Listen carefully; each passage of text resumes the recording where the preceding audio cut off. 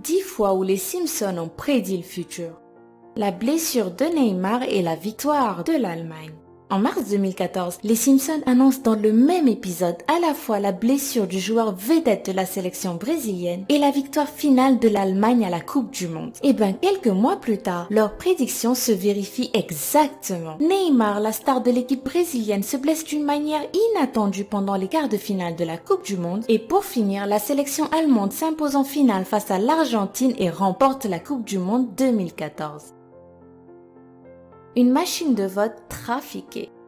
Dans l'épisode 4 de la saison 20 diffusé en 2008, Homer tente de voter pour Obama, mais la machine de vote l'en empêche et vote systématiquement pour McCain. Machine à voter électronique. Un vote pour McCain, merci. Non, je veux voter pour Obama. 2 votes pour McCain. Hein?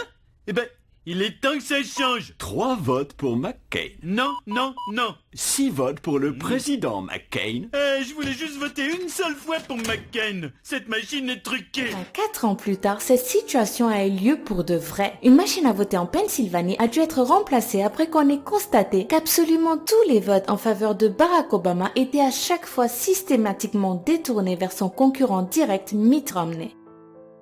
La NSA espionne les Américains.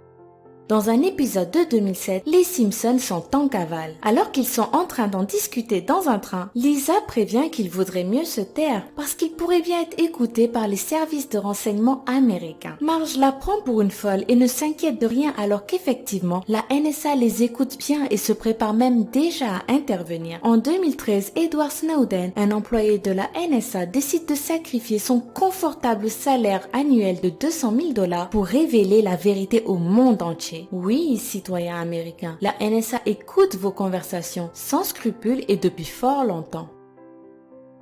Le design de l'iPod. Voici un interphone high-tech que l'on pouvait retrouver dans un épisode des Simpsons diffusé en 1996. La forme ne vous dit rien? Regardez encore. Oui, il ressemble bien d'une façon saisissante à la première génération de l'iPod. Pourtant, cet iPod ne sera disponible qu'en 2001, 5 ans plus tard. Étonnant, non? Mais bon, en tous les cas, impossible de savoir si la série a véritablement prédit cette invention ou si ceux qui l'ont conçue n'ont pas tout simplement trouvé l'idée du design en regardant les Simpsons comme tout le monde. Un haut responsable de la FIFA se fait arrêter. En mars 2014, lors du 16e épisode de la 25e saison des Simpsons, le vice-président de la Fédération internationale de football est arrêté au beau milieu du salon des Simpsons. Il est menotté et accusé de corruption. Le 27 mai 2015, Jeffrey Webb, le vice-président de la FIFA, est arrêté en même temps qu'une dizaine d'autres hauts responsables de la fédération, accusés de corruption et soupçonnés de blanchiment d'argent. Un duo de magiciens allemands attaqué par un tigre. Le 3 octobre 2003, 2 illusionnistes allemands jouent leur spectacle habituel dans une salle d'un hôtel de Las Vegas. Soudain, l'un d'entre eux est attaqué par un tigre. Il passera plusieurs mois à lutter pour survivre. C'est là que de fervents fans des Simpsons, choqués, ressortent l'épisode 10 de la saison 5. Un épisode où, comme par hasard, un flamboyant duo d'illusionnistes allemands sont aussi attaqués par un tigre alors qu'ils se produisent sur scène. Mais ce n'est pas tout. Le plus étonnant, c'est que dans les 2 cas, les tigres incriminés sont des tigres blancs. Une rare sous-espèce du tigre du Bengale aux yeux magnifiquement bleus. Communiquer avec une montre connectée. Si aujourd'hui il nous paraît tout à fait normal de pouvoir réaliser des appels visio avec notre téléphone, vous vous doutez bien qu'en 1995, ce genre de technologie n'existait pas encore. Pourtant, dans l'épisode 19 de la saison 6 des Simpsons, ce moyen de communication existe bel et bien. Et ce n'est pas tout. Dans le même épisode, on voit également le prétendu futur mari de Lisa communiquer avec sa montre. Et devinez quoi, en 2013 sort la Samsung Galaxy Gear, une montre connectée qui permet même de téléphoner. Le drapeau de l'opposition syrienne. Il existe une théorie du complot particulièrement répandue dans certains médias égyptiens qui dit que les États-Unis avaient prémédité l'explosion de la Syrie. Et devinez sur quoi il s'appuie?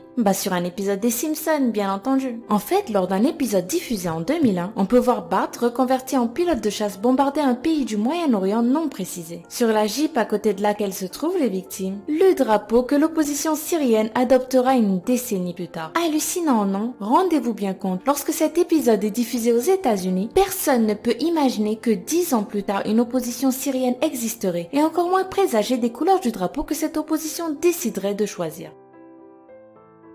de la viande de cheval dans nos assiettes. Les Simpsons auraient-ils prédit avant tout le monde le scandale de la viande de cheval? Pour certains fans, c'est évident lorsque l'on regarde un épisode de la série diffusé en 1994. Dans cet épisode, on peut voir Doris, la dame de la cantine de Springfield, se servir sans scrupule dans un tonneau rempli de viande de cheval pour faire le dîner des enfants de l'école. Et presque 20 ans plus tard, une partie de l'Europe est secouée par un scandale sans précédent. Spanghero, une société pas vraiment à cheval sur les principes, remplace systématiquement la viande bovine de ces plats cuisinés par de la viande chevaline. Et bien sûr, dans les deux cas, le consommateur est comme toujours le dernier mis au courant.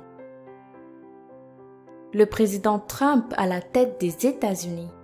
L'épisode Les Simpsons dans 30 ans a été diffusé le 19 mars 2000. Vous savez, il y a déjà 16 ans, lorsque Bill Clinton était encore président des États-Unis, avant les attentats du 11 septembre 2001, avant les guerres d'Afghanistan et d'Irak, avant la crise financière, avant les smartphones et surtout avant la révolution numérique. Dans cet épisode, Bart est un loser, un musicien paumé et raté. Sa sœur, par contre, a tout réussi et devient en 2030 la première femme présidente des États-Unis. Elle succède à un certain président Trump, qui a d'ailleurs laissé le pays dans une situation budgétaire dramatique.